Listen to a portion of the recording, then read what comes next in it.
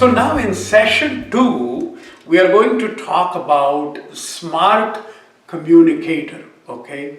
So first of all, let's try to know what's smart communication.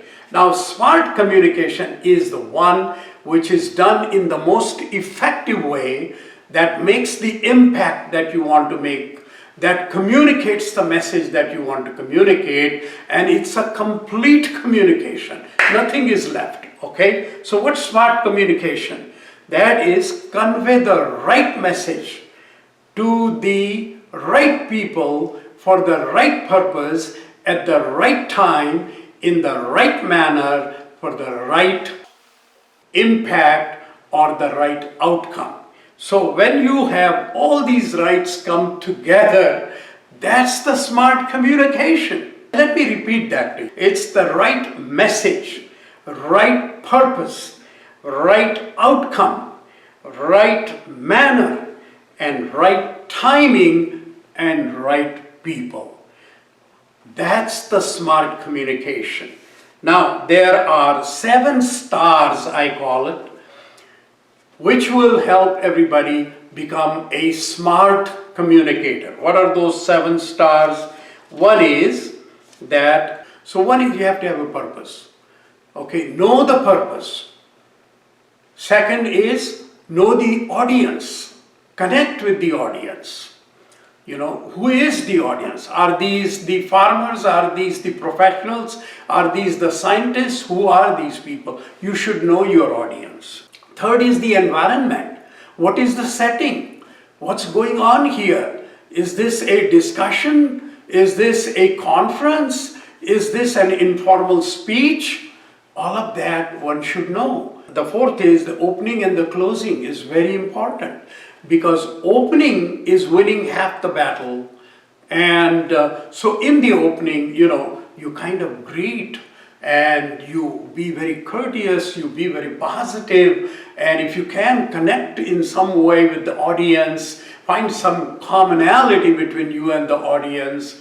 And in the closing, again, be thankful for them giving you the opportunity to make this presentation, and be sure to mention at least 3 most important things that you talked about. And what do you think may be the follow-up action going forward, and so on. So the opening closing is very important. And so the body language. Now, what's the body language? Body language means the movement of the hands, the facial expressions, and moving around, and all of these things. The body language can make your communication more impacting. So the body language is very important. And then the language itself. Language should be simple, respectful, okay?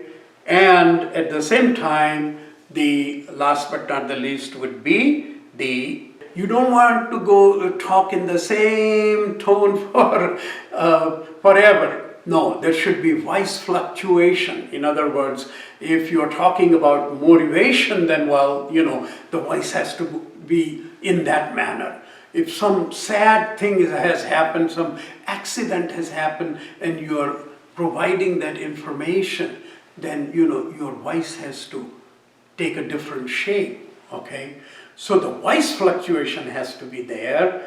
Then sometimes you talk slow, sometimes you raise the voice, so you break the monotony and you get the attention of the audience. That's the purpose of voice fluctuation. So these are the 7 stars that you have to use, and I'll repeat those again.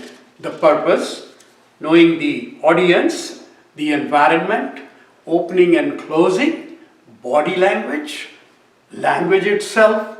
You should have a good mastery on the language in which you are speaking, and then the voice fluctuation.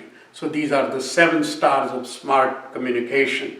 So what we have covered today in session 2 basically is our whole focus is on the smart communication, and therefore we talked about what is the smart communication. We gave the definition of it. And then we talked about what are the 7 stars that would make us capable of conducting a smart communication.